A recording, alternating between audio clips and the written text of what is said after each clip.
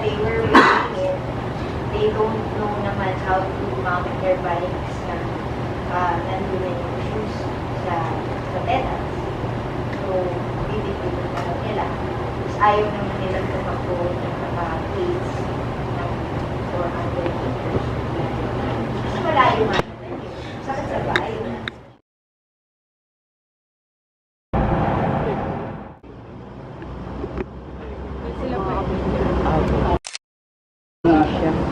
Ako muna kayo sa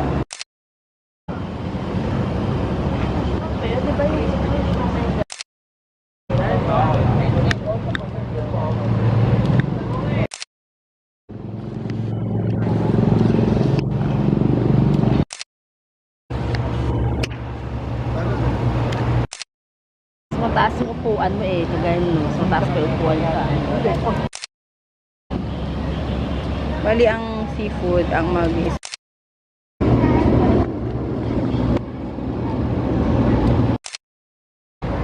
pinagkano yun. Nag-invest talaga. Nag-invest talaga. That we normally do here. So I usually have the students do this on the week of the race. Para may pressure lang. Ayan. Dismount or imaginary dismount line. Mounting and dismount line. So they are now holding on to the top shoe, the stem. That's actually your other option. Kung hindi pa kayo comfortable sa seat, pwede rin sa stem. You rack your bike first. This is already feet 2. Kaya feet first. First, tapos siya, kailangan pa niya mag-stocks.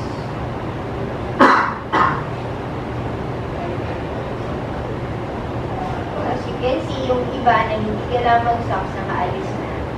Pero siya, dahil preference niya yung mag-socks, ano lang, parang if it's going to make him run faster to wear socks. Bawi-bawi din yan. Okay, so, can you, okay, this is, sige, tapusin na lang natin. So, that's already running out of transition. So, reverse lang konti. Para mapakita ko sa inyo yung ideal way of setting up your transition area, particularly the headband and the shades.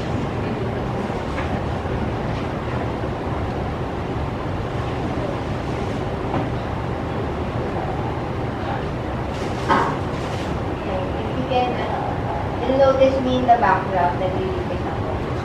So, kasi dahil nga yung gamit nila, ginagawa ko yung helmet.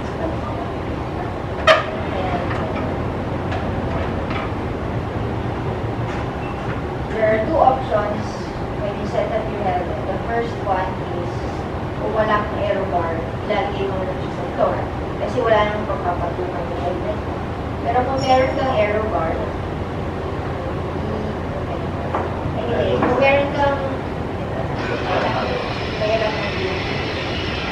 helmet and shoes. Okay, so, if you are, for example, you're coming into transition and you're facing your right. Yung pag-set up ng helmet is kung ano yung pag-suot mo. Saka yung shades. So yung shades, nakalagay na siya.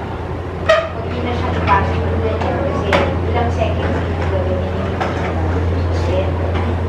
Tapos, the other ones, okay na siya. Tapos yung helmet, yung orientation of the natin. So, if you know that you're gonna enter transition facing your right and your helmet like this, don't set it like this. Kasi, makakalimutan mo yan. Nasa loob na. Yun na yung kaya kung nakikita niyo iba, baliktad yung helmet. Nakakaya naman. So, ganyan na siya. Tapos, the other thing is the straps.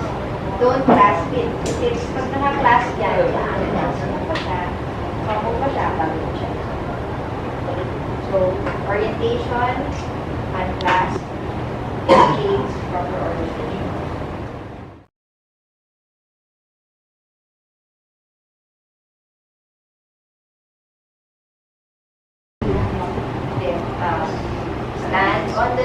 Canada, usually I recommend na when you are going to dismount na, instead of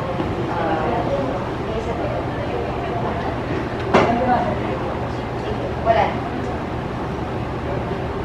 Yeah. So instead of when you're going to get off na, instead of putting this foot at the back, usually I recommend putting it in front. Para pagtapak ninyo, yung tuloy-tuloy lang, hindi na bubulong pa pagtapak.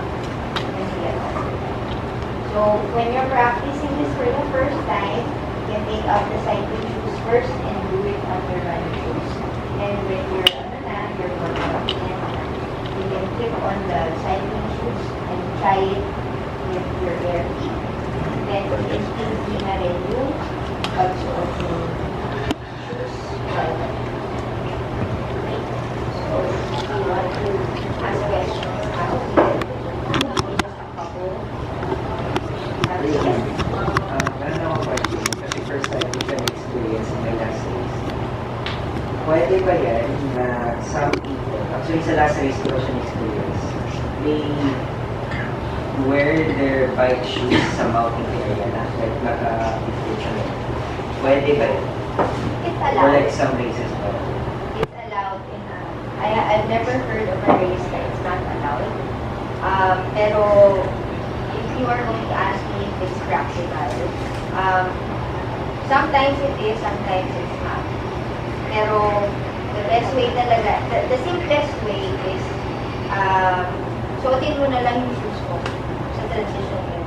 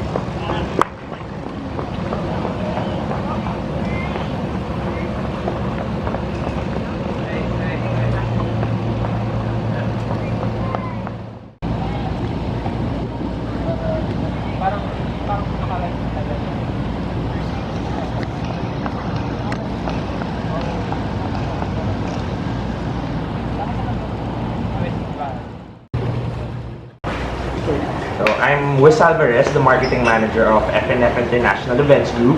We are the organizer of Powerman Duathlon Pilipinas. So Powerman Duathlon Pilipinas is a duathlon series that has been present around the world for almost 30 years now in 27 different countries. So we brought Powerman here in the Philippines in hopes of making our duathletes here world-class. Kasi we noticed here in the Philippines that there are lots of triathlons, lots of other multi-sports activities, but there's no international duathlon, or there's no duathlon that will up the notch of duathlon here in the Philippines. So we decided to get the most prestigious duathlon brand in the world, bring it here in the Philippines. So that's why we have the Powerman Philippines. And the Powerman Philippines is the longest duathlon in the Philippines in terms of distance. And at the same time, it's the only international duathlon in the Philippines. So this year we're going to have, it's our second year actually already. During our first year, we had 650 participants in Balanga, Bataan. And this year, we decided to move it to two events, one in MOA on November 20, 2016, and one in Clark on December 3 to 4, 2016. So we wanted to do this so we could attract a bigger demographic. Bataan is quite far from Manila, where most of the athletes are. So Clark, 1.5 hours away, MOA readily accessible. So yeah, that's what we have for this year. And at the same time, our vision for this year is to make duathlon a lifestyle, a sport, and as an event. So duathlon is something you do every day. It's not something that you just think about it now, oh, I'm gonna run today, I'm gonna bike today. It's something that you incorporate in your life. Like training, you have to wake up early, you live a healthy lifestyle. And the duathlon is a sport. Some people say na duathlon is less than triathlon, but that should not be the case. Duathlon is not any less than triathlon. It's a sport of its own. And duathlon is an event. So duathlon is Powerman and Powerman is duathlon. And for the winners and the winners for the age categories of Powerman, they will actually be entitled to a slot in the World Series in Zofingen, Switzerland. Yes, so a lot of pro athletes are also coming here for the event. World champion, two-time world champion and Powerman Philippines ambassador Gayle Levelec will be back. And then Emma Puli, world champion, will also be here to compete.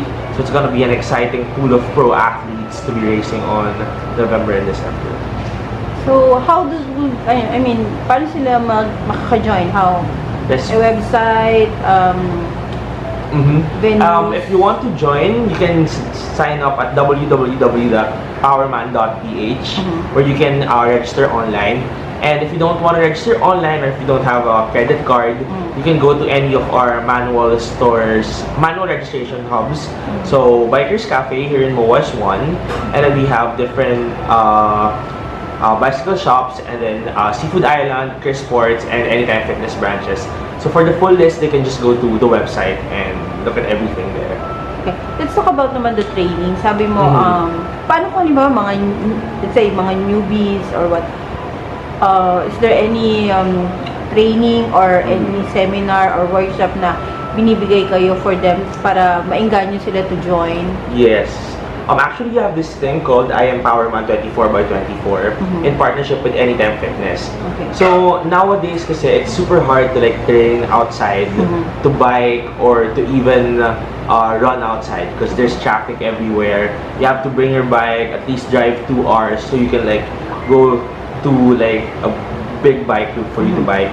But that should not be the case. You can train indoors and 24 hours, anytime, anywhere with Anytime Fitness. Because it's basically the same thing. It's being smart, saving up your time, and saving up the hassle of going out.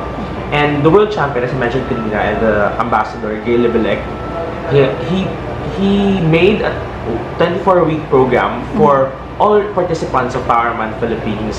So if you register, you get the training program that will make sure that you finish the race. And other than that, we also have different power camps with different coaches. So we do sessions like Duathlon 101, Cycling 101, Running 101 to help the participants gear up for the competition. And at the same time, we want to build a community within the duathlon scene. So there. Invitation for your upcoming. Okay. So yeah. I'd like to invite everyone to join Powerman Philippines this coming November 20 in Mall of Asia, Pasay, and on December 3 to 4 in Clark Freeport Zone, Pampanga. This is your first international duathlon. Make it your year-end race, and we promise to give you a good time and fun race on November and December. Thank you very much.